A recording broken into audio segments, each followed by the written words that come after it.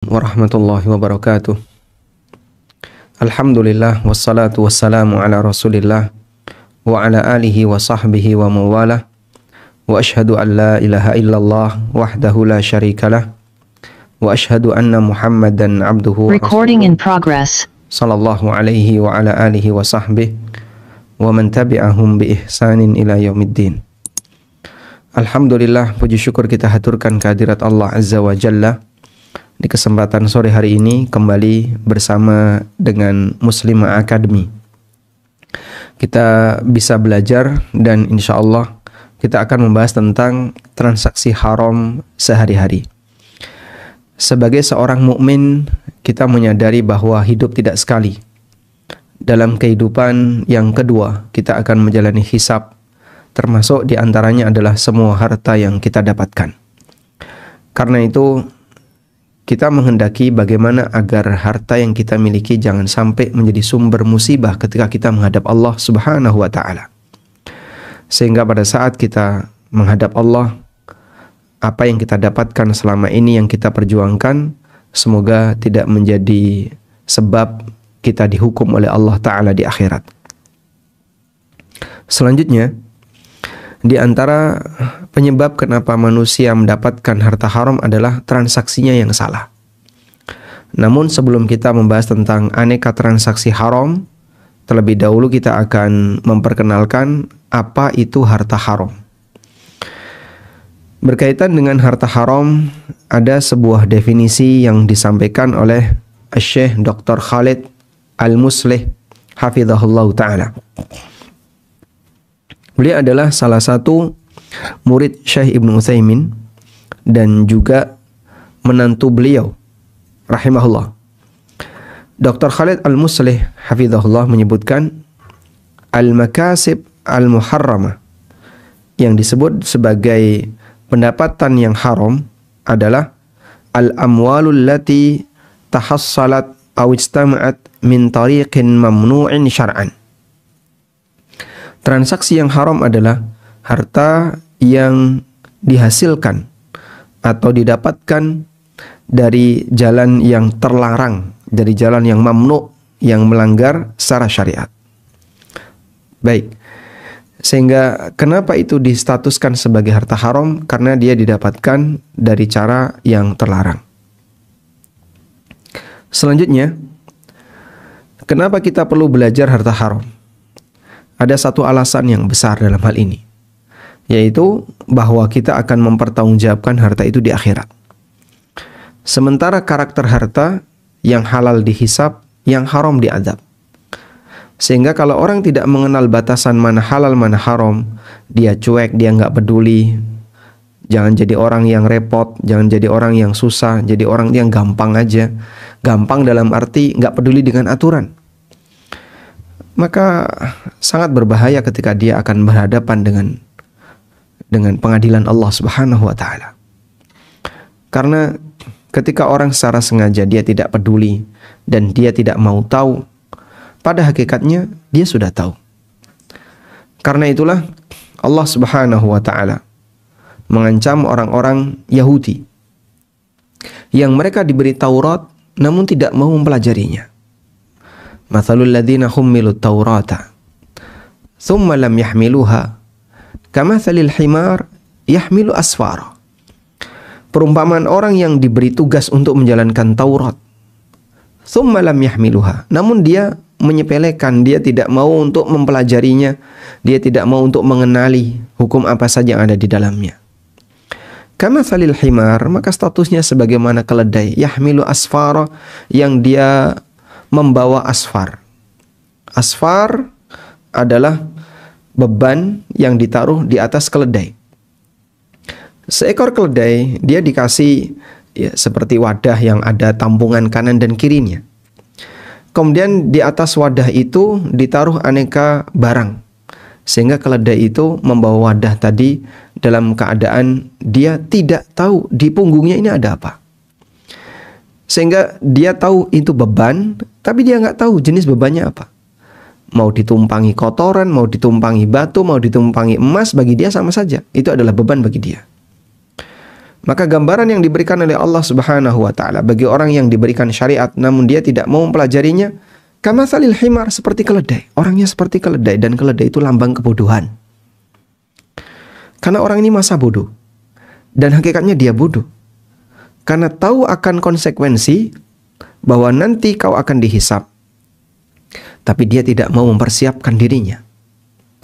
Kamatsalil himari yahmilu asfara, seperti keledai yang dia membawa barang yang ada di atas punggungnya. Dia nggak ngerti sama sekali apakah itu kotoran, apakah itu batu, ataukah itu emas, dia nggak ngerti. Bi'sa matsalul qaumil ladzina la yu'minun.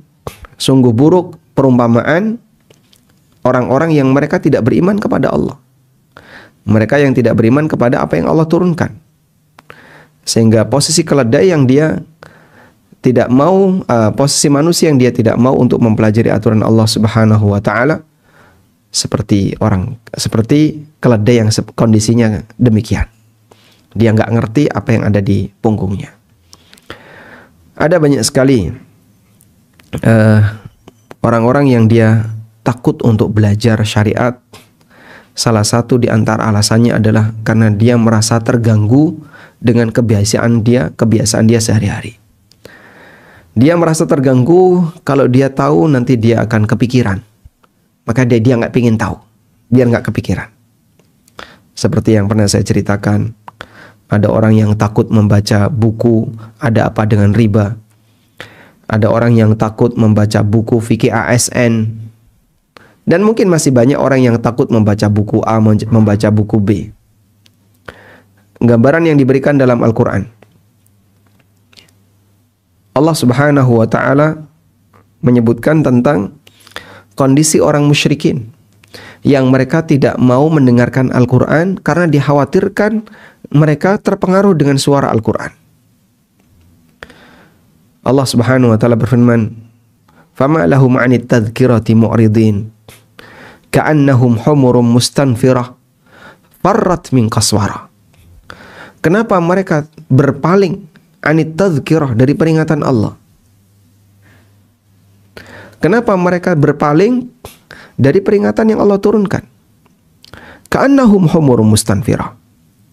Mereka itu seperti keledai yang ketakutan. Farrat min qaswara, yang dia lari dari kejaran singa. Sehingga dia tidak mau mendengarkan Quran. Padahal Al-Quran itu diturunkan oleh Allah bukan untuk menyengsarakan hamba, tapi sebaliknya Al-Quran diturunkan dalam rangka untuk kebahagiaan bagi hamba. Allah Subhanahu wa ta'ala berfirman, "Taha ma anzalna 'alaikal Qur'ana litashqa." Taha ma anzalna 'alaikal Qur'an. Aku tidaklah menurunkan Al-Quran kepadamu litashqa, agar kau jadi orang yang celaka. Maka tidak ada ceritanya orang yang dia menjalankan aturan Allah, syariat Tuhannya, namun kemudian dia celaka. Itu nggak ada ceritanya. Sebab kita tahu bahwasanya orang yang taat kepada Allah mendapatkan jaminan kebahagiaan di dunia dan di akhirat. Kebahagiaan di dunia tidak hanya diukur dari banyaknya materi, tapi bagaimana dia bisa merasakan ketenangan, bagaimana dia bisa merasakan kenyamanan hidup, walaupun mungkin secara materi lebih sedikit dibandingkan yang lain. Halal itu menenangkan, sedangkan haram itu menakutkan. Kita sangat yakin orang menerima harta haram itu dalam posisi ketakutan. Ada banyak contoh orang yang ketika menerima harta haram dia nggak berani terang-terangan. Nanti jangan ketemu di kantor ya, kita ketemu di kafe saja, kita ketemu di sini. Tolong nanti jangan transfer, tunai saja. Setelah menerima, ya mohon maaf, kalau bisa jangan sampai ditampakkan di media sosial, jangan diposting, jangan, Masya Allah. Ada salah satu kawan ya, sederhana saja, ini contoh yang ringan ya. Bukan contoh yang ringan, contoh yang mungkin dianggap oleh orang kecil karena bayarannya kecil. Ketika dia tes tertentu berkali-kali gagal, lalu petugasnya bilang, "Bapak kalau mau jalur khusus kita bisa bantu, tapi yang ngerti sendiri Pak ya, Sekarang kan zaman orang gampang mengviralkan. Jadi kalau bisa kita bantu, tapi jangan libatkan seperti itu. Maksud dia jangan sampai direkam, jangan sampai. Subhanallah. Saya yakin dia ketakutan. Berapa rupiah yang dia terima? Paling cuma 300.000, itu udah banyak sekali. Kadang 200.000, kadang bahkan 100.000. Dia bawa pulang. Dan dia menerima dengan ketakutan. Nabi SAW ingatkan dalam sebuah hadis, La tazulu qadam abdin yaumal qiyamah. Kaki seorang hamba besok di hari kiamat tidak akan bergeser hatta yus'al, sampai dia ditanya oleh Allah, an umrihi fima afnah, tentang umurnya untuk apa dia habiskan, untuk apa umurnya dia gunakan. Umur berarti waktu. Wa an ilmihi fima fa'al. Allah akan bertanya tentang ilmunya, sejauh mana dia amalkan. Wa an malihi min aina iktasabah wa fima anfaqa. Dan dia akan ditanya tentang hartanya, dari mana dia dapatkan dan untuk apa dia gunakan. Wa an jismihi fima ablah. Dan kita akan ditanya oleh Allah tentang jasad kita. Kenapa jasad kita ini sampai rusak?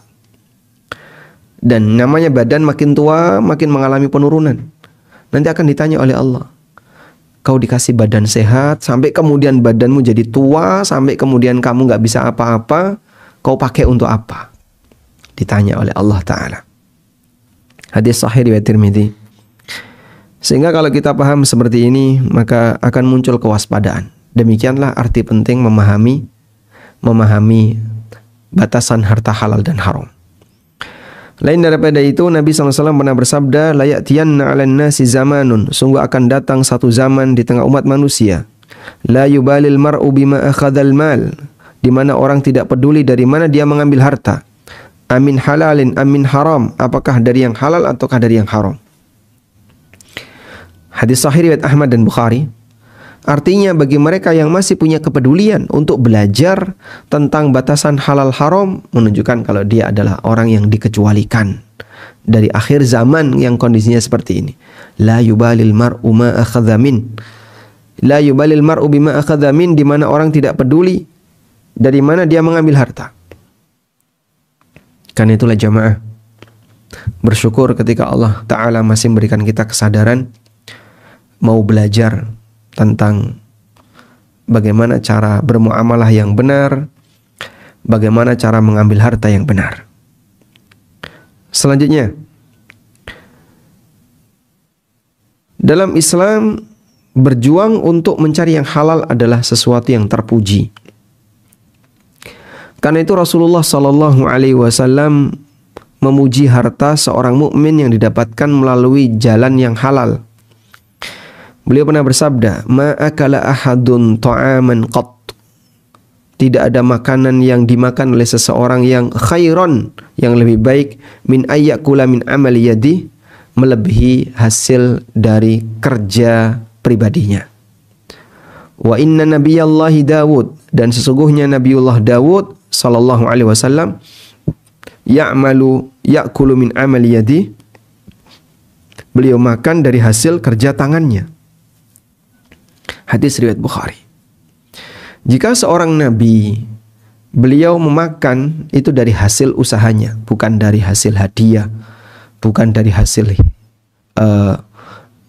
warisan orang tuanya, tapi beliau dari hasil kerjanya.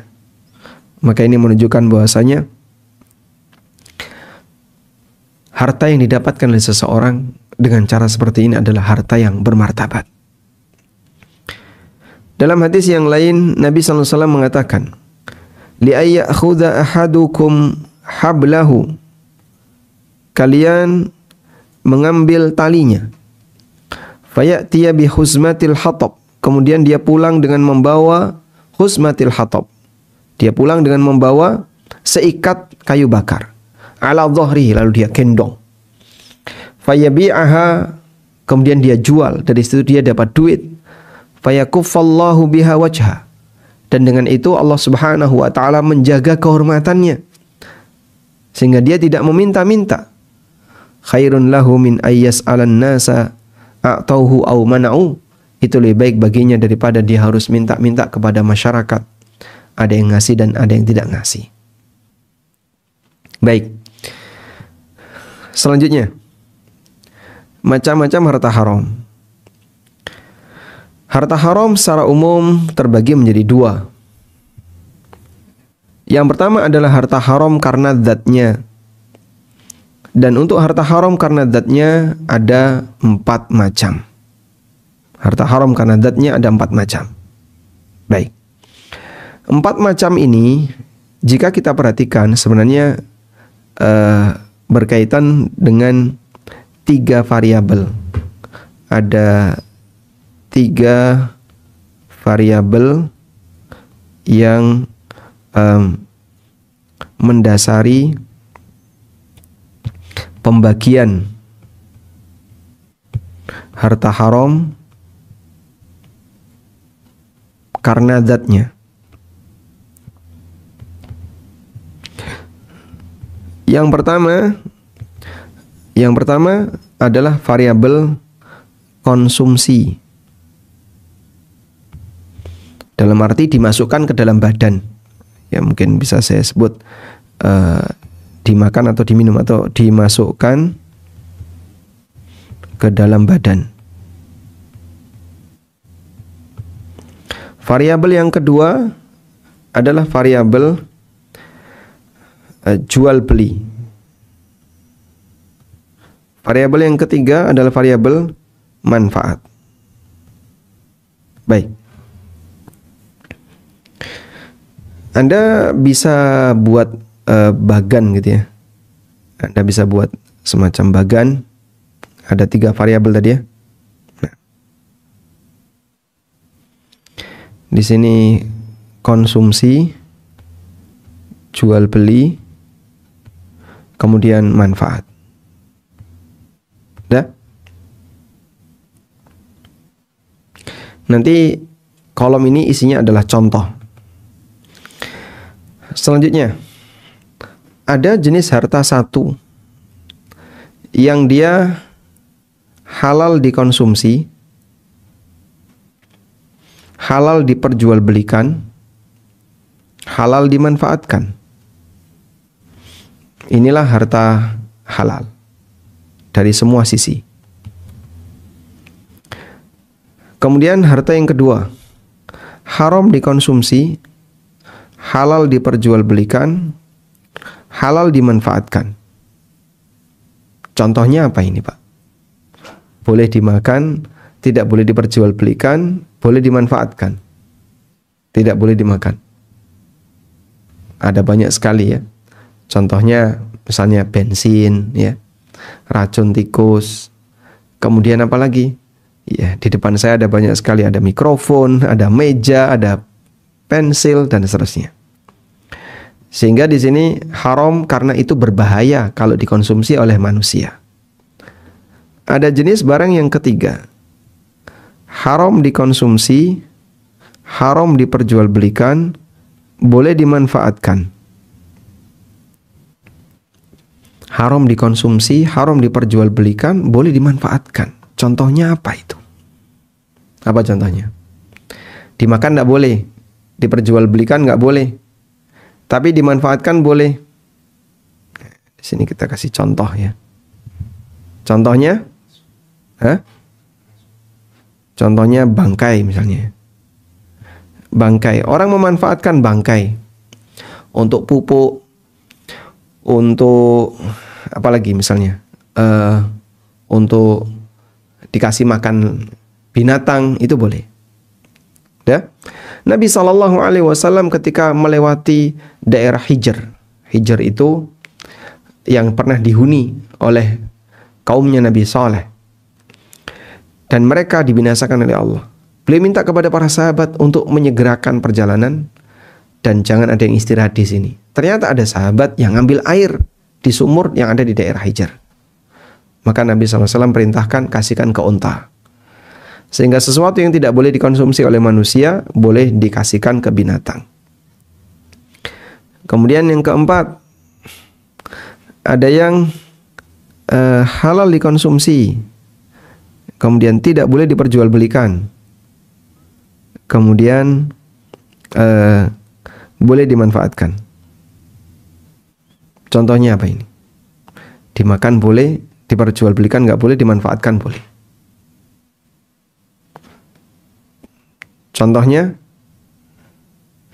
Contohnya fadolatul insan.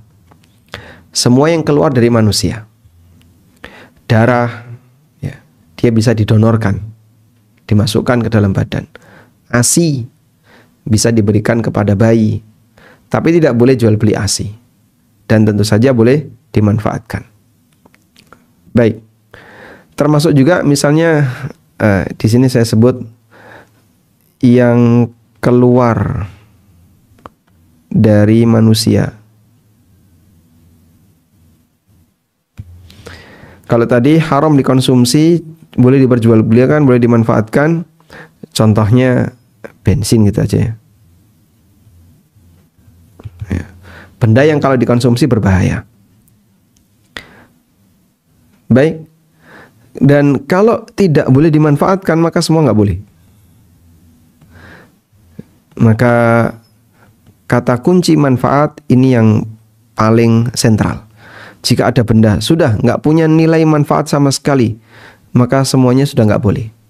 Dikonsumsi nggak boleh, diperjualbelikan nggak boleh. Ini contohnya berhala, alat musik misalnya. Apa sisi manfaatnya? Ketika nggak ada, ya sudah dibuang. Wallahu alam. Tayyib. Selanjutnya kita sudah selesai nih ya. Jadi di sini saya sebutkan ada 4. Tadi kita kembangkan. Kemudian di sini juga salah satunya benda yang asalnya halal, namun berpotensi digunakan untuk yang haram. Maka benda semacam ini tidak boleh diperjualbelikan atau diberikan kepada yang lain kecuali orangnya tidak dipakai untuk maksiat. Ya, ini yang bisa kita gunakan untuk menjawab. Kalau ada orang yang misalnya jualan daster atau jualan golok misalnya, boleh nggak Pak, saya jualan daster? Ya sah-sah saja, cuman tapi daster saya tidak menutup aurat, lengannya cuma sampai sini misalnya. Kemudian panjangnya juga sampai betis. Kalau begitu Anda jual ke orang yang pasti nanti akan membelinya untuk di dalam rumah, tidak boleh di luar. Kalau seperti itu tidak masalah. Selanjutnya, harta haram karena cara mendapatkannya. Harta ini halal zatnya, seperti uang, bahan makanan, atau properti yang lainnya, namun menjadi haram karena diperoleh dengan cara yang tidak benar. Dan cara mendapatkannya ada 2, ada yang saling ridha dan ada yang zalim.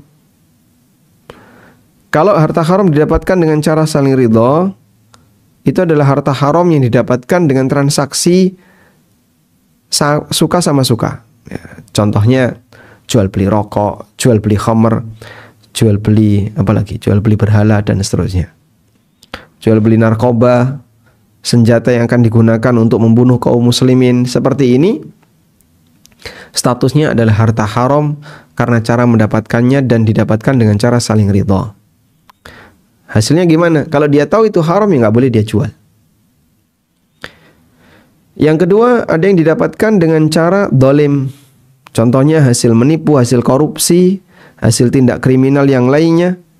Dan ini wajib untuk dikembalikan kepada pemilik. Jika tidak, maka nanti dia akan dituntut besok di yaumil qiyamah. Wallahu alam. Walhamdulillah, ini sekilas sebagai pengantar mengenai apa itu harta haram dan macam-macamnya. Selanjutnya kita akan belajar tentang transaksi haram yang sering terjadi. Transaksi haram di sekitar kita.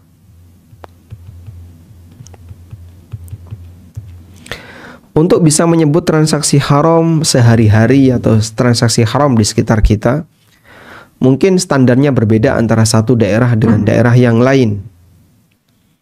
Ya, meskipun secara umum kita bisa buat garis besar bahwa transaksi haram yang terjadi di masyarakat intinya adalah karena di situ mengandung 3 hal. Ya. Akad haram adalah akad yang mengandung 3 pelanggaran. Apa saja itu? 1, riba. 2, gharar. 3, zalim. Intinya ini. Sehingga kenapa ini dihukumi haram? Karena ada ribanya. Kenapa dihukumi haram? Karena ada gharornya atau ini menzalimi orang lain. Baik. Dan insya Allah nanti kita akan kembangkan dengan melihat beberapa kasus yang terjadi di masyarakat untuk pelanggaran riba, gharar, dan zalim. Taib. Jadi kasus pelanggaran yang mengandung riba, gharar, dan zalim itu berkembang. Kasusnya berkembang. Sehingga dulu tidak ada, sekarang ada. Sekarang tidak ada, mungkin besok akan ada. Kita nggak tahu seperti apa. Oleh karena itu, ini kajian mungkin didengar sekarang relevan, tapi nanti barangkali sudah tidak relevan lagi. Karena terjadi perkembangan yang tidak ada di masa sekarang. Baik, kita akan bahas yang pertama, transaksi riba.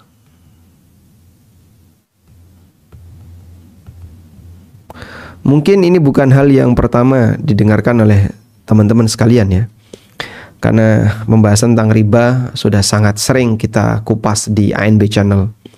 Dan mungkin Anda sudah sering mendengarkan tentang bagaimana praktek riba di masyarakat. Namun sedikit saya akan singgung beberapa praktek riba yang banyak tidak disadari orang.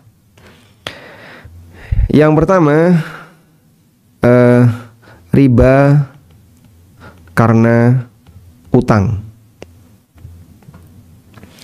Riba karena utang kaidah umumnya adalah keterangan Fudalah bin Ubaid. Kullu qardin jarra naf'an fahuwa riban. Semua utang yang menghasilkan manfaat, maka manfaat itu adalah riba. Ini kaidah umum.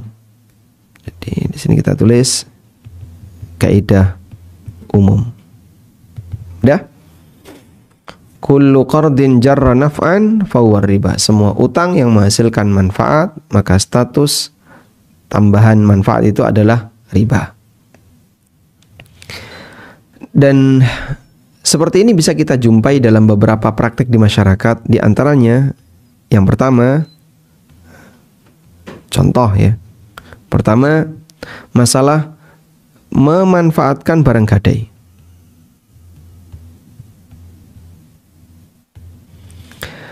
Ketika orang utang, kemudian dia menyerahkan barang gadai berupa apapun, baik motor, laptop, atau benda-benda yang lainnya, maka pihak yang menerima barang gadai, dia tidak boleh memanfaatkannya. Kalau dia memanfaatkannya, berarti masuk pada kategori dia mendapatkan manfaat disebabkan karena dia telah memberi utang. Dan itu masuk riba. Sebagaimana dalam teks pernyataan Fudalah bin Ubaid yang tadi kita baca. Baik. Kemudian yang berikutnya, menggabungkan utang dengan jual beli. Menggabungkan utang dengan jual beli. Ada orang yang dia memberi utang kepada orang lain. Misalnya dia ngasih utang ke petani, dia ngasih utang ke nelayan.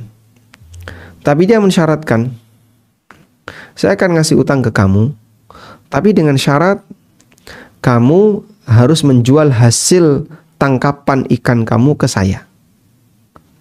Praktek ini masuk kategori menggabungkan utang dengan jual beli. Sehingga ada orang yang utang ke seorang juragan ya. Kemudian juragan itu mensyaratkan, nanti kalau bapak dapat kepiting, ikan kerapu, udang, atau lobster atau apapun wajib dijual ke saya. Jika ketahuan dijual ke yang lain, itu pelanggaran besar dan nanti utangnya bisa diambil paksa. Ini yang masuk pada kategori menggabungkan utang dengan jual beli. Dan Nabi SAW sudah melarang dalam hadis dari sahabat Abdullah bin Amr bin As, beliau bersabda, la yahillu salafun wa bai', tidak halal utang digabung dengan jual beli. Baik. Selanjutnya kita beralih pada termasuk diantaranya yang ketiga ya. Yang ketiga adalah arisan dengan acara makan-makan di tempat yang dapat arisan. Misalnya dari 30 orang yang terlibat dalam arisan, sekarang A yang dapat, ya, maka di tempat A harus ada makan-makan. Nanti B yang dapat, kemudian makan-makannya pindah ke B. Terus seperti itu gilir. Jika dilakukan demikian, padahal sejatinya arisan itu adalah saling memberi utang. Maka saat 30 orang ini mereka sepakat untuk arisan, lalu yang dapat A, berarti A dapat utang dari teman-temannya 29 orang. Tidak? Setelah itu dia ngasih makan ke 29 orang tadi. Maka dia diutangi oleh 29 orang dan dia ngasih makan ke 29 orang. Praktek ini masuk kategori qardun jarra naf'an. Karena saya ngutangi A, maka saya dapat manfaat makanan dari A. Ini tidak boleh. Selanjutnya kita beralih kepada riba jual beli. Riba jual beli. Riba jual beli adalah riba yang terjadi pada komoditas ribawi, terutama uang dan emas. Ini yang paling sering. Beberapa contoh riba jual beli yang ada di masyarakat kita, yang pertama adalah cicil emas. Ini Masya Allah semarak sekali, bahkan jadi salah satu produk andalan di salah satu perbankan. Cicil emas ini masuk kategori riba nasi'ah. Kok bisa Pak? Akadnya kan kayak gini ya. Uang kemudian ditukar dengan emas. Uang tidak tunai, cicilan, ditukar dengan emas tunai. Ketika terjadi seperti ini, berarti yang satu tunai, yang satu tidak tunai. Dan ini masuk kategori riba nasi'ah.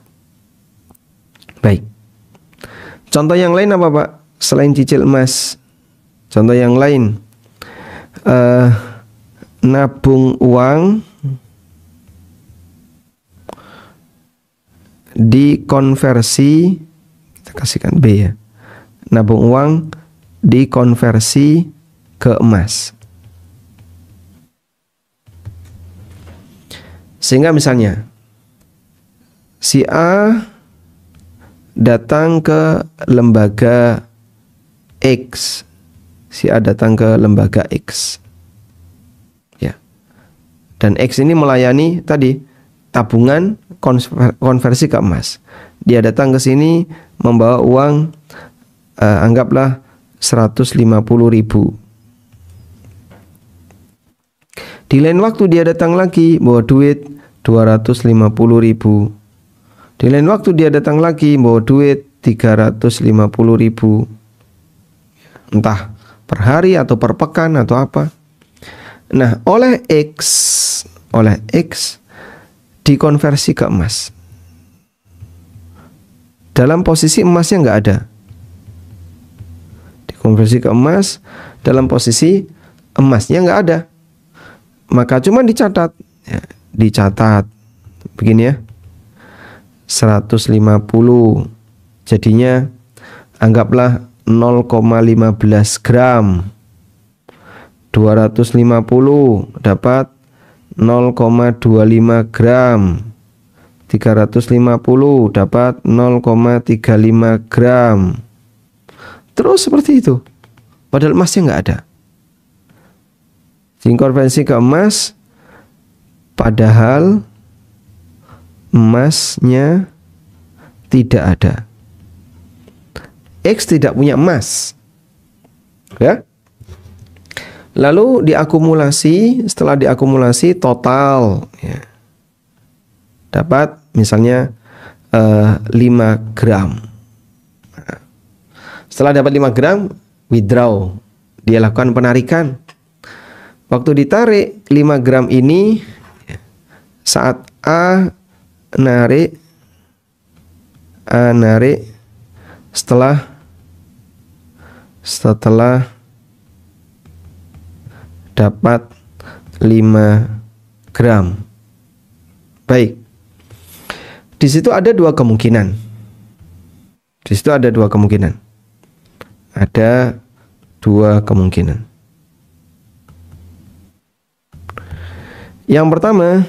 Kemungkinan yang pertama, A narik dalam bentuk emas. 5 gram. Sudah? Jika ini yang terjadi, maka hakikatnya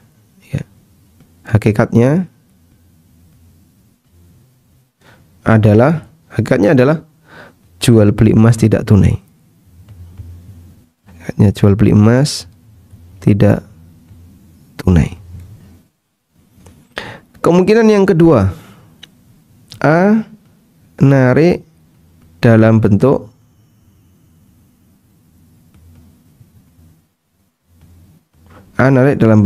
uang yang ekivalen senilai dengan emas 5 gram. A narik dalam bentuk uang yang ekivalen dengan emas 5 gram. Ya, sudah? Tentu saja ada kelebihan. Ya. Sehingga misalnya total uangnya A dari mulai 150, 250, 350 dan seterusnya. Anggaplah dia berhasil mengumpulkan senilai 5 juta. Tapi dia dapat misalnya A dapat kelebihan. Karena harga emas naik.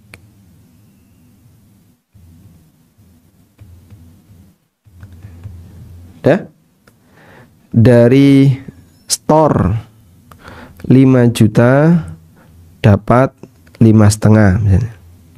5,5 juta.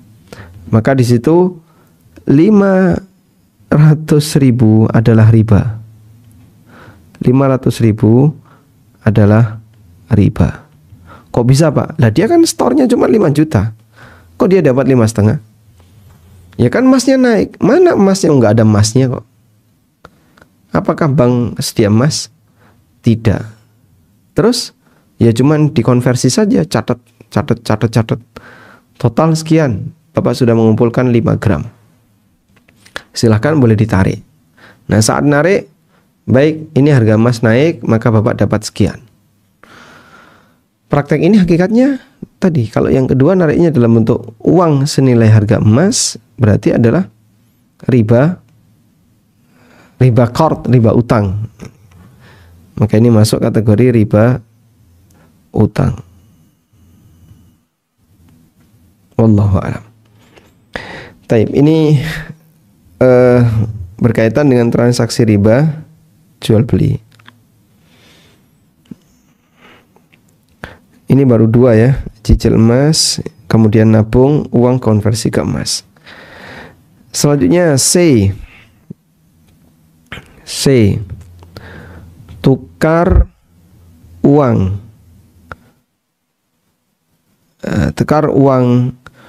tukar IDR gitu aja, IDR dengan mata uang lain.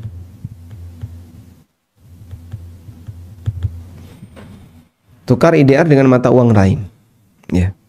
tapi tidak tunai, ini juga masuk riba nasi'ah. Sehingga IDR ditukar dengan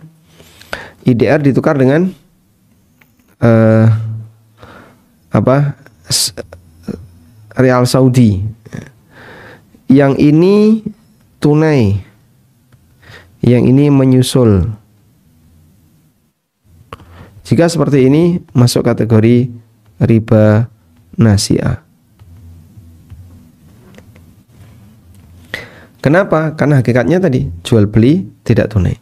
Atau sebaliknya, IDR-nya menyusul, kemudian SAR-nya tunai. Ini juga masuk kategori riba nasi'ah.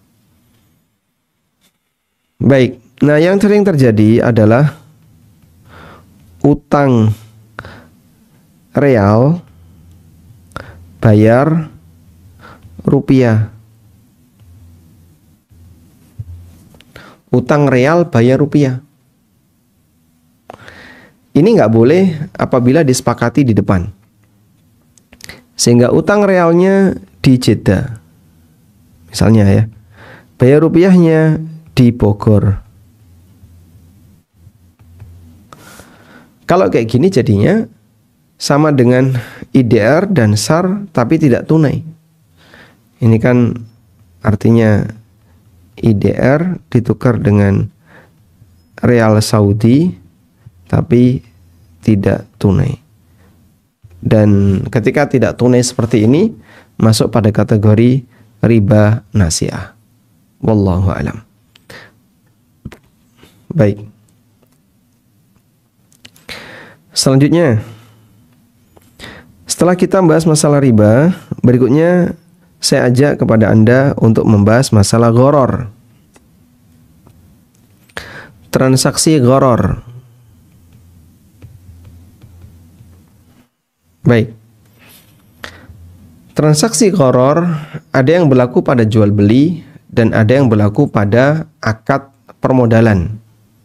Kita bahas terlebih dahulu gharar dalam jual beli.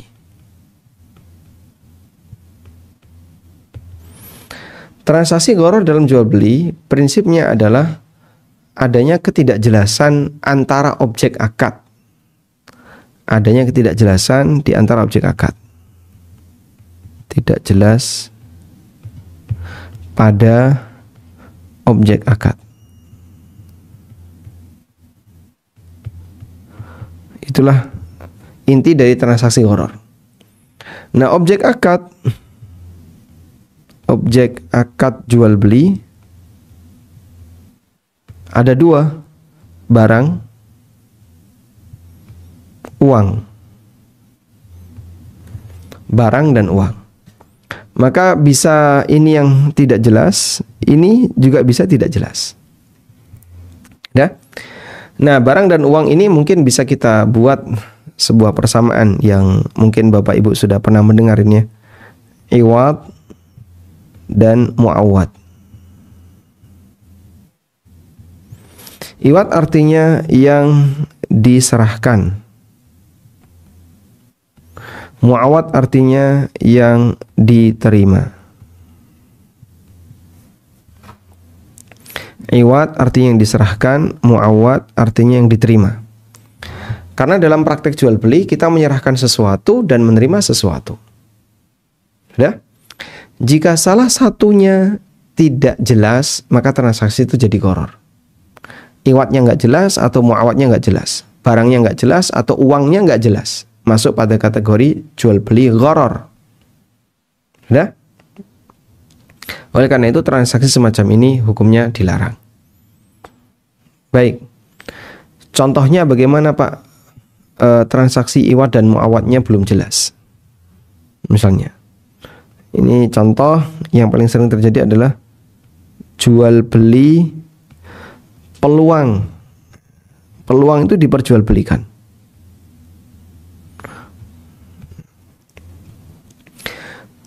Peluang diperjualbelikan. Kenapa peluang diperjualbelikan?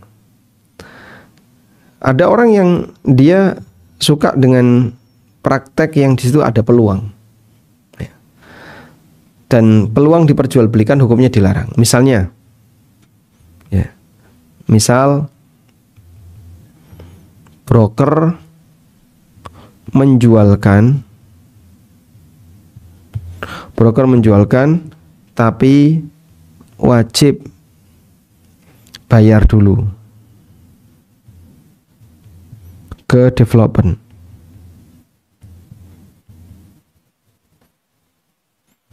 Dia wajib bayar dulu ke developer. Jadi misalnya ada 100 lahan kosong, ya. Lalu developer sudah mengkapling, jadi lahan kapling 100 unit. Kemudian seorang broker berniat, Pak, saya boleh bantu jualin. Oh bisa mas, tapi ada syaratnya. Apa? Nanti masnya bayar 50 juta, kami kasih kesempatan untuk memasarkan selama 1 tahun. Nanti setiap unit yang laku Anda akan kami kasih 3%. Nah, oke siap. Terus dia bayar 50 juta. Saat dia bayar 50 juta, dia berusaha untuk memasarkan kapling yang ada di situ. Ternyata dia selalu gagal. Sampai akhirnya nggak ada satupun yang laku, kecuali hampir saja laku tapi gagal. Selama 1 tahun dia nggak bisa berhasil menjualkan tanah sama sekali. Apa yang terjadi? Maka dia kehilangan uang 50 juta tadi. Dan itu masuk kategori gharar.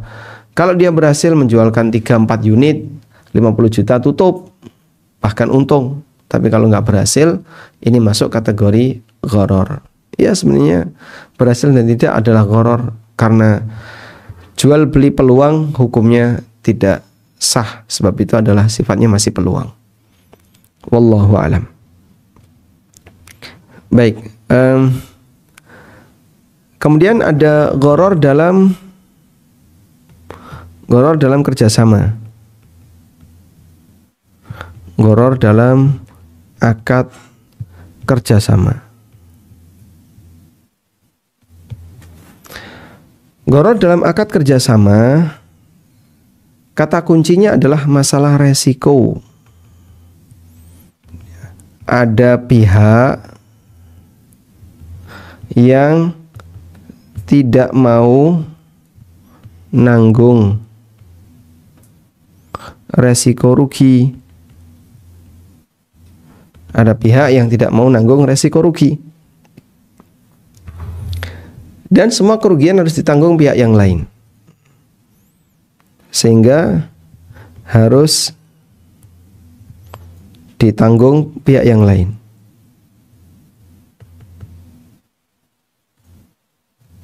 Misalnya begini, si A ngasih modal ke si B, A kasih modal ke B, modal ya. Lalu di situ ada klausul, jika nanti untung ada bagi hasil, kalau nggak untung nggak usah bagi hasil, tapi tetap B harus mengembalikan utuh. Ya. Di situ ada klausul, jika tidak untung maka B wajib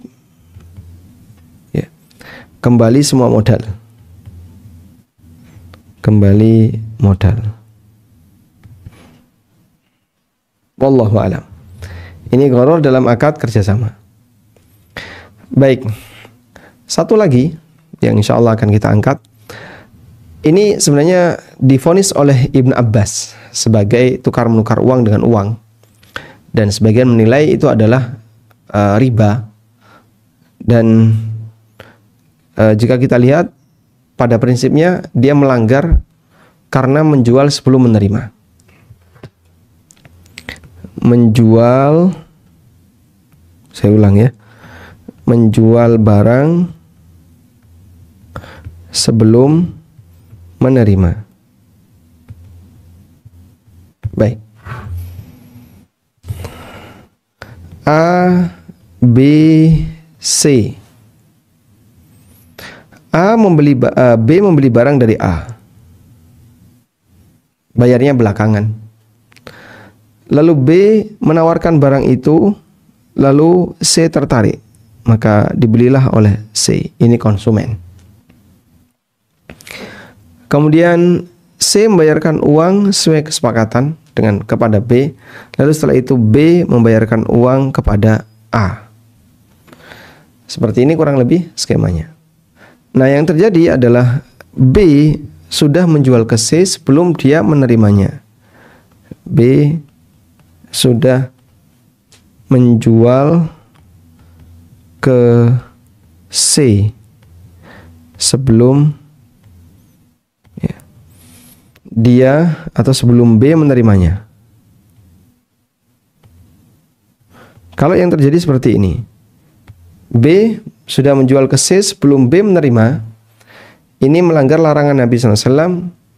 Dari Ibnu Abbas radhiyallahu anhu beliau mengatakan, "Naha Rasulullah SAW ayyabi'at ta'am qabla ayastawfiya." Nabi SAW melarang orang menjual makanan kembali sebelum dia menerimanya. Maka Tawus, seorang ulama tabi'in, bertanya kepada Ibnu Abbas, "Kaifa dzaka? Kenapa bisa demikian?" Lalu jawab Ibnu Abbas, "Dzaka darahim bidarahim wa ta'amu murja." Hakikatnya adalah uang ditukar dengan uang sementara makanannya nggak ada. Jika Anda lihat B di sini ya, Anda lihat B, maka yang terjadi pada B, dia sama sekali tidak pernah megang barang itu. Karena barang langsung dikirim dari A ke C misalnya. Baik, maka jika kita lihat B, yang terjadi adalah keluar senilai rupiah tertentu, lalu masuk senilai rupiah tertentu. Itu yang terjadi pada B. Sehingga ketika terjadi seperti ini, maka hakikatnya adalah seperti tukar-menukar uang dengan uang. Saya kasih contoh yang lebih gampang ya. Di sini ada Budi. Ini ada toko bangunan. Kemudian di sini ada Rudi, atau jangan Rudi ya, Cepi. Baik. Ini Budi, dia beli ke toko bangunan. Transfer senilai 10 juta. Aku beli beli semen 20 sak. Ya, beli semen 20 sak. Udah? Kemudian Budi minta kepada toko bangunan, "Wahai toko bangunan, jangan kau kirim dulu, tunggu ya." Oke, siap. Lalu Budi menawarkan ke teman-temannya, "Saya punya 20 sak, siapa yang butuh?" Nah, Cepi butuh. "Oke, saya mau beli." "Berapa?" 11 juta. "Baik. Gimana?" "Ya udah, kirim sekarang duitnya." Kirim. Cepi transfer ke Budi senilai 11 juta. Lalu setelah itu Budi menghubungi toko bangunan, "Tolong dong kirimkan emasnya ke Cepi. Kirimkan semennya ke Cepi." Terus ini ada semen yang dikirim senilai 20 sak. Nah, jika Anda lihat pada Budi, apa yang terjadi pada Budi? Yang terjadi pada Budi adalah ini Budi. Dia keluar 10 juta, lalu dia masuk 11 juta. Ini hakikatnya seperti menukar uang 10 juta dengan 11 juta. Hakikatnya seperti itu. Maka praktek ini dilarang oleh Nabi Sallallahu Alaihi Wasallam. Dan kalau seperti ini yang terjadi, maka seperti riba fadl. Statusnya seperti melakukan riba fadl. Wallahu alam. Tayyib, mungkin demikian yang bisa kita sampaikan sebagai pengantar, dan insyaallah nanti kita bisa kembangkan dalam sesi diskusi terbatas. Semoga pengantar ini bermanfaat. Wassallallahu ala nabiyyina Muhammadin wa ala alihi wa sahbihi wasallam.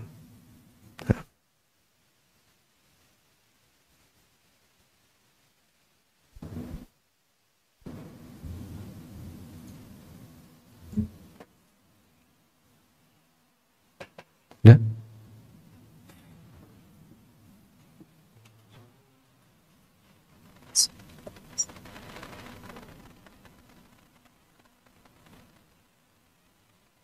Assalamualaikum warahmatullahi wabarakatuh, Ustadz.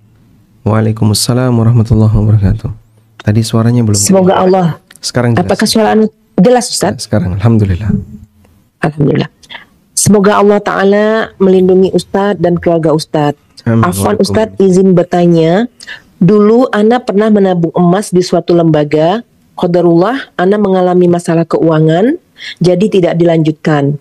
Apa yang harus Ana lakukan? Apa Ana biarkan saja atau nanti pas ada rezeki Ana menebusnya dengan minimal pembelian emas tersebut?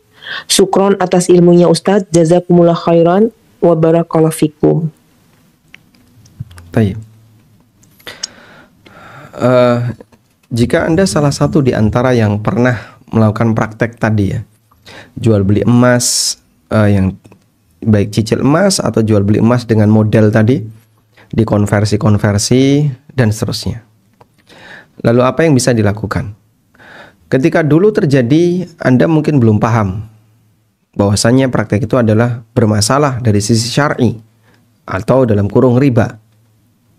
Sekarang setelah paham apa yang harus dilakukan, yang bisa kami sarankan, jika Anda belum narik, kembali kepada firman Allah Subhanahu wa taala, "Falakum ru'usu amwalikum la tadlimuna wa la tudlamun."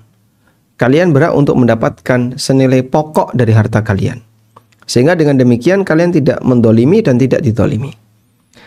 Maka kalau Anda mau menarik nilai yang pernah Anda setorkan ke lembaga keuangan tadi, Anda hanya boleh narik senilai yang pernah Anda setorkan.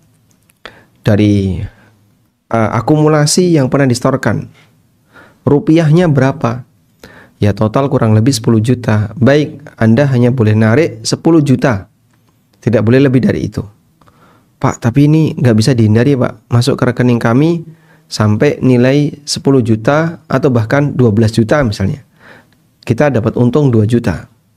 Nah, untuk untung 2 juta ini, yang 2 juta Anda keluarkan sebagai dana riba, baik untuk fasum, fasos, bisa juga untuk fakir miskin yang ada di sekitar Anda. Wallahu alam. Pertanyaan berikutnya. Assalamualaikum warahmatullahi wabarakatuh, Ustadz. Waalaikumsalam warahmatullahi wabarakatuh. Bismillah, assalamualaikum Ustadz. Afwan izin bertanya mengenai arisan. Bagaimana jika silaturahmi tiap bulan bisa ketemu dan datang, maka diisilah dengan arisan yang berjumlah 8 orang.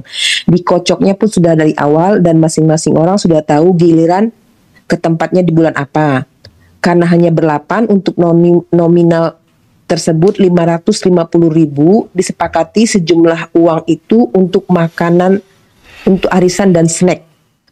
Tapi ke tempat bulan dan berikutnya yang memang sudah dijadwalkan dapat arisan tersebut dengan sajian makanan tentunya. Apakah ini termasuk riba yang disebutkan oleh Ustadz tadi? Jazakallah khairan Ustadz, barakallah fik. Baik, ini sekaligus saya berikan sebagai solusi ya. Barangkali untuk acara-acara seperti tadi yang kemudian di situ ada arisannya, Anda bisa laksanakan tanpa harus melibatkan dosa riba. Kita tidak melarang praktek acara kumpulan terah, kumpulan keluarga, kemudian apalagi kumpulan rutin ya, terah keluarga. Bisa bulanan, bisa kalau di sini ada yang nyebut apa? Per 35 hari ya. Per 35 hari. Ada yang bulanan dan seterusnya. Acara seperti ini boleh nggak? Boleh. Alhamdulillah termasuk di antara acara yang baik karena dalam rangka untuk menjaga hubungan silaturahmi. Akan tetapi ketika acara ini dilakukan, maka hindari praktek yang terlarang. Salah satunya adalah jangan sampai ada simpan pinjam ribawi. Kadang kan bentuk koperasi kemudian berinisiatif kita adakan simpan pinjam. Kalau simpan pinjamnya ribawi nggak boleh. Termasuk diantaranya adalah acara ini ngumpulin duit untuk arisan. Nah kemudian siapa yang kedapatan maka besok dia harus nanggung untuk ketepatan acara pertemuan itu. Dia harus ngasih makan dan seterusnya. Kalau seperti ini jangan ya. Baik. Maka acara terahnya bagus, tapi arisannya yang bermasalah. Terus solusinya gimana, Pak? Kalau bisa, giliran arisan dengan giliran terah itu perputarannya dipisah. Ya? Sehingga urutan, misalnya tadi 8 orang ya, A, B, C, D, E, F, G, H. Dari A sampai H. Urutan yang dapat terah dari urutan misalnya C, D, E, F, G, H. Oke. Urutan yang dapat arisan dari H, A, B, C. Nah, dan ini jadi kejar-kejaran gini terus. Nggak bakalan ketemu. Maka arisan murni arisan, terah murni terah. Nah, yang nanggung makan siapa, Pak? Yang nanggung makan ya, yang punya gawe ya, yang dia ngundang terah. Di rumah saya, besok di rumah saya. Baik, maka nanti yang ketempatan itu yang dia nanggung makan. Sehingga dengan demikian arisan nggak ada hubungannya dengan makanan tadi. Wallahu alam. Jazakallah khairan Ustadz. Masya Allah Ustadz, ini banyak sekali pertanyaan yang masuk dan begitu juga dengan raise hand. Sebelumnya Ana ingin konfirmasi, ada yang pakai nama Ustadz Aminur Bait raise hand. Saya lihat barusan, apa itu koinsiden? Biar jadikan co-host karena tadi sempat terpental. Nah Ustadz. Saya raise hand lagi. Ya. Apa boleh diizinkan Ustadz untuk yang raise hand diselang-seling dengan pertanyaan? Iya. Kepada Umu Heni Sasongkowati, silakan untuk menyampaikan pertanyaannya yang sesuai tema dan secara singkat. Tafadholi Assalamualaikum warahmatullahi wabarakatuh, Ustaz. Waalaikumsalam warahmatullahi wabarakatuh. Afan izin bertanya, Ustaz. Begini, Ustaz. Suami pernah berakad dengan istri. Ini emas, tolong disimpan untuk biaya anak sekolah yang bungsu. Karena prediksi suami dia nanti kalau pensiun anak baru masuk kuliah. Qadarullah, suami meninggal duluan. Jadi saya bertanya, apakah emas itu tetap bisa dipergunakan untuk sekolah anak yang bungsu atau jadi harta warisan, Ustaz? Sudah diserahkan ke ibu ya? Iya, saya suruh untuk disimpan. Ini disimpan untuk nanti biaya sekolah anak bungsu, kuliah. Waktu gitu, diserahkan ke ibu, anak bungsu usia berapa? Masih SMP lah. Baik. SMP. Baik. Tapi wallahu alam, yang saya pahami, ketika itu sudah dihibahkan kepada anak dan sudah diserahkan, maka jadi hak milik anak. Sehingga bukan lagi milik suami. Maka dalam hal ini, apabila suami sudah melepaskan dari kepemilikannya, dan salah satu indikatornya adalah sudah diserahkan ke anak tersebut atau dititipkan ke ibunya. Karena SMP kan mungkin dia nggak bisa megang emas sebanyak itu. Akhirnya dititipkan ke ibunya sebagai wali. Maka insya Allah itu sudah dihibahkan. Nah, selanjutnya ada permasalahan lagi. Hibah kepada salah satu anak, sementara anak yang lain tidak dikasih. Itu boleh dengan syarat anak yang lain ridho. Sebagaimana Abu Bakar As-Siddiq pernah ngasih hibah ke Aisyah, sementara yang lain tidak dikasih. Namun seluruh saudaranya Aisyah ridho, sehingga hibah itu sah. Oleh karena itu, ibu mungkin bisa tanya ke kakak-kakaknya, ya. Ini ada emas hibah untuk adik kalian. Apakah kalian ridho? Karena ini untuk biaya kuliah dia. Kalau semuanya bilang tidak masalah, ridho, selesai. Sehingga nanti emas itu bukan lagi warisan karena sudah dihibahkan oleh bapak. Tapi kalau mereka tidak ridho, misalnya saudaranya, mereka 3 bersaudara ya, kakak pertama 2 dan bungsu, maka emas tadi dibagi 3. Saya nggak mau, pokoknya kalau hibah ya semua harus dikasih. Ya sudah, berarti emas tadi dibagi 3 dan semuanya dapat jatah yang sama. Wallahu alam. Nah, sama. Jazakumullah khairan, Ustaz. Assalamualaikum warahmatullahi wabarakatuh. Pertanyaan berikutnya ini agak panjang Ustadz, Ana ringkas saja. Assalamualaikum warahmatullahi wabarakatuh Ustadz. Waalaikumsalam warahmatullahi Semoga Ustadz selalu dalam rahmat Allah Subhanahu wa Ta'ala. Begitu juga dengan tim ANB. Ustadz izin bertanya mengenai peninggalan harta orang tua yang berbeda keyakinan. Kami 3 bersaudari muslim semua, begitu juga dengan ibu kami. Ayah kami meninggalkan harta warisan berupa properti dan barang dagangan peninggalannya. Saya telah menyampaikan ke ibu dan saudari-saudari bahwasanya kita tidak berhak atas harta peninggalan ayah dan itu semua harus dikembalikan kepada saudara-saudara ayah yang berkeyakinan sama atau sama agamanya. Namun ketika pembagian harta warisan itu ibu saya tetap mau semuanya diberikan kepada ketiga putrinya dan dibagi sama rata. Kakak saya dan semua menerima uang tersebut, tapi saya tidak mau. Karena ibu sedih terus-menerus ingin saya menerimanya, akhir saya terima dengan syarat sebagai pengganti kalau saya pernah mengurus hutang-hutang dan urusan properti ayah semasa hidup. Apakah, pertanyaan saya, bolehkah uang itu saya ambil sebagai pengganti bahwa saya pernah mengurus hutang-hutang ayah dan biaya pengurusan surat sertifikat properti peninggalan ayah? Kalau poin yang itu diperbolehkan, kemana sisa uang pengurusan surat-surat harus saya keluarkan? Mengingat mudorotnya akan lebih besar jika harta ayah saya diberikan kepada saudara-saudaranya. Bolehkah saya menyalurkan ke Yayasan Sunnah atau saudara kita di Palestina? Mohon pencerahannya Ustadz. Jazakallah khairan. Tayyib. Saya tidak akan mempertanyakan tentang asal-usul pernikahan ayah Anda dengan ibu ya. Artinya urusan nasab beres. Sekarang kita bahas dari sisi bagaimana peninggalan ayah yang beda agama dengan anaknya. Anaknya seorang muslimah, sementara ayahnya non-muslim. Nabi SAW menegaskan, La yarithul muslimul kafira walal kafirul muslimah. Orang kafir tidak bisa mendapatkan warisan dari muslim, demikian pula orang muslim tidak bisa mendapatkan warisan dari orang kafir. Selanjutnya, ketika dalam kondisi demikian, maka apa yang bisa Anda lakukan? Anda berhak untuk minta sebagai ganti dari utang ayah dulu. Misalnya ayah punya utang kepada Anda, sebagaimana yang tadi diceritakan. Kalau ada sisa gimana Pak? Kalau ada sisa, itu bukan warisan Anda dan itu bukan hak Anda. Terus haknya siapa? Itu haknya, betul sekali ya, saudaranya ayah yang seagama. Terus gimana kalau kita serahkan ke mereka, mungkin madorotnya lebih besar, dalam arti akan dipakai mereka. Sebenarnya kita nggak bertanggung jawab dengan itu, karena itu hak mereka. Ada non-muslim misalnya kok kaya raya, kan kita tidak. Pak, nanti kalau dia kaya raya, hartanya akan dipakai untuk maksiat.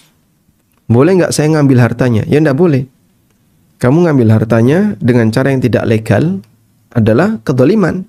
Dan berbuat dolim kepada siapapun nggak boleh. Maka dalam hal ini tetap harus dikembalikan kepada saudaranya ayah. Hanya saja misalnya diminta dari mereka boleh. Anda sampaikan kepada saudaranya ayah. Misalnya, Om, boleh nggak harta haknya Om ini aku pakai? Kalau kemudian para om-om itu tidak mempermasalahkan, ya udahlah kamu ambil aja. Ya alhamdulillah. Selanjutnya Anda berhak untuk memanfaatkannya. Ya. Sehingga kita ceritakan, kita sampaikan apa adanya. Ini haknya Om, tapi boleh nggak aku pakai? Kalau dia bilang tidak masalah, kamu pakai. Baik, selanjutnya silahkan Anda manfaatkan untuk disalurkan ke Palestina, ke negara-negara konflik yang lainnya untuk membantu kaum muslimin, silahkan. Tapi syaratnya minta izin dulu ke yang berhak. Wallahu a'lam. Jazakallah khairan Ustadz. Pertanyaan berikutnya, sebentar Ustadz. Ini mengenai transaksi tukar uang ya Ustadz dan pinjaman uang. Bismillahirrahmanirrahim. Barakallahu fi Ustadz. Izin bertanya, transaksi pinjam uang Indonesian rupiah A dan B di Indonesia, A pinjam uang rupiah ke B. Saat membayar hutang, A dan B berada di luar negeri, AUD Australian dollar mungkin ini Ustadz ya. A membayar hutang ke B secara cicil. Bagaimana cara A membayar hutang ke B dalam konvensi Australian dollar? Baik, ada rincian yang ini pernah disampaikan dalam Qaror Majma' Fikih Islam ya, tentang utang beda mata uang. Utang kemudian bayar dengan beda mata uang. Ya, seperti tadi, utang rupiah bayar real, atau utang real bayar rupiah, atau pakai dolar Australia dan seterusnya. Saya kasih ilustrasi real dengan rupiah. Ada orang utang real Saudi. Ini di Jeddah. Ada? Kemudian nanti rencananya akan dibayar dengan rupiah, tapi di Jakarta misalnya. Akan dibayar di Jakarta berupa rupiah. Di situ ada dua keadaan. Satu, jika disepakati di awal saat utang, maka jatuhnya riba nasi'ah.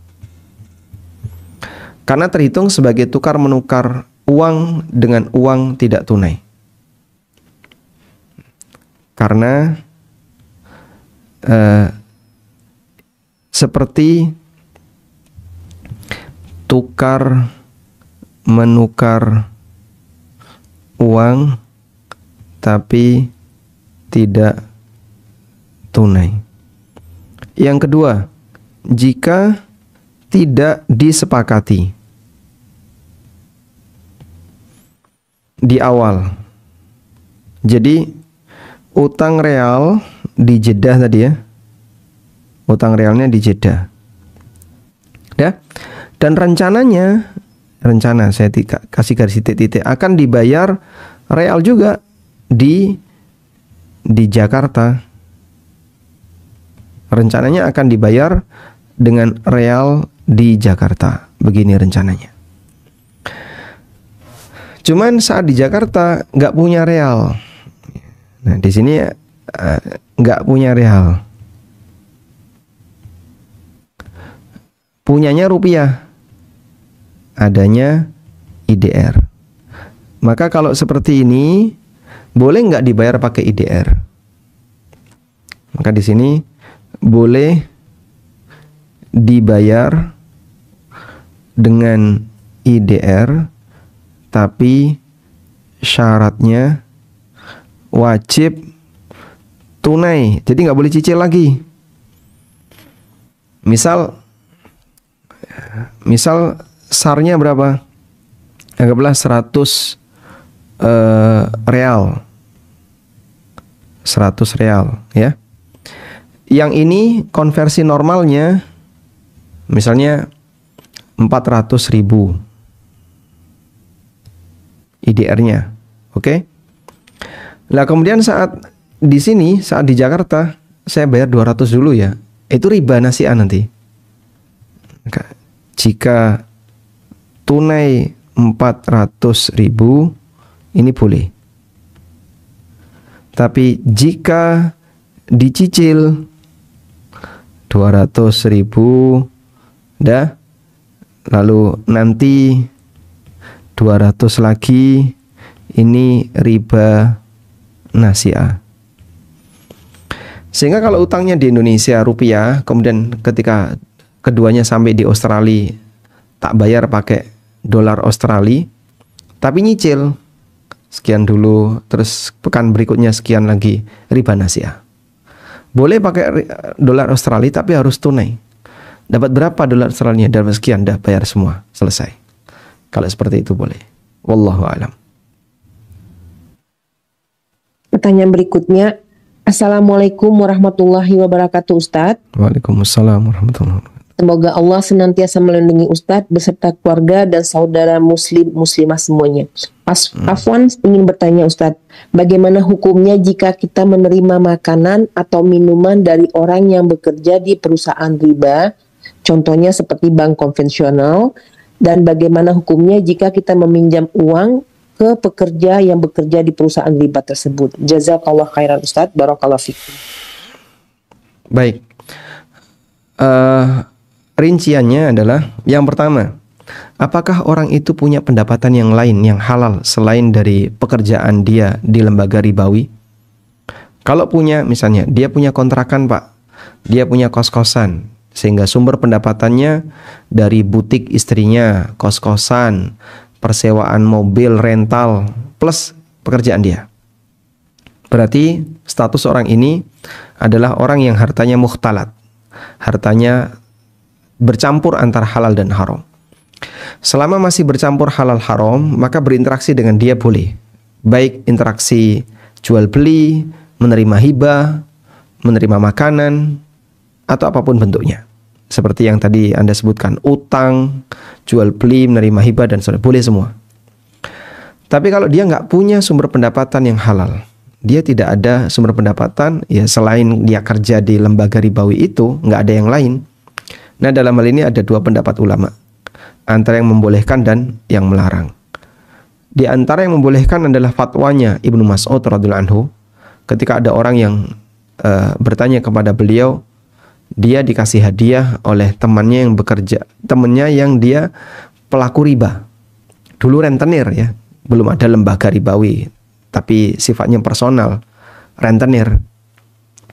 Lalu dijawab oleh Ibnu Mas'ud, lakal hanna wa alaihil ana. Kau berhak untuk mendapatkan hadiah itu dan dialah yang nanggung dosa. Nah, ini kemudian jadi dalil bahwa boleh menerima hadiah dari orang yang pekerjaannya riba.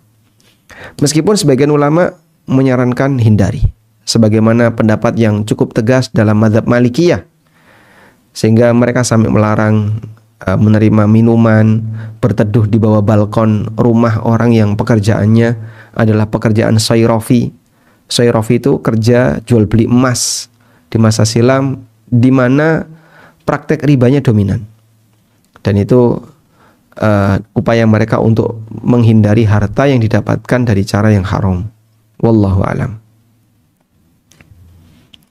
Masih ada waktu Ustadz? Banyak Satu sekali lagi, pertanyaan yang masuk. Satu lagi Ustadz ya. Sebentar. Mungkin ini kasusnya yang sama Ustadz ya. Saya bacakan tentang Assalamualaikum warahmatullahi wabarakatuh Ustadz. Mau tanya, saya adalah dropshipper. Beberapa supplier saya menjual barang-barang PO. Waktu itu PO mukena contohnya. Pas dikirim foto ada banyak pilihan warna. Tapi supplier bilang nggak bisa pilih warna, akan dikirim secara random dari pilihan tersebut. Itu hukumnya apakah masuk kepada goror? Karena takut goror jadi takut haram, transaksinya bagaimana hukumnya secara syariat Ustadz? Jazakallah khairan. Baik, Anda karena hanya dropshipper ya, sehingga Anda tidak memiliki barang itu, dan apalagi supplier Anda modelnya random tadi. Pertama, posisi dropshipper sendiri ketika dia belum dapat izin dari pemilik barang, maka dia tidak boleh menjualkan. Yang kedua, jika itu betul-betul random, pilih warna nggak bisa, pilih size nggak bisa, ya nggak boleh itu ditransaksikan, jadinya menimbulkan misalnya sengketa di belakang, nggak cocok, kok warnanya kayak gini kok ukurannya kayak gini, ya, saya kan berharapnya warna ini ukuran ini, nanti jadinya gharar. Oleh karena itu dalam hal ini sebaiknya ditegaskan, kalau bisa satu ya, Anda dapat izin dari supplier.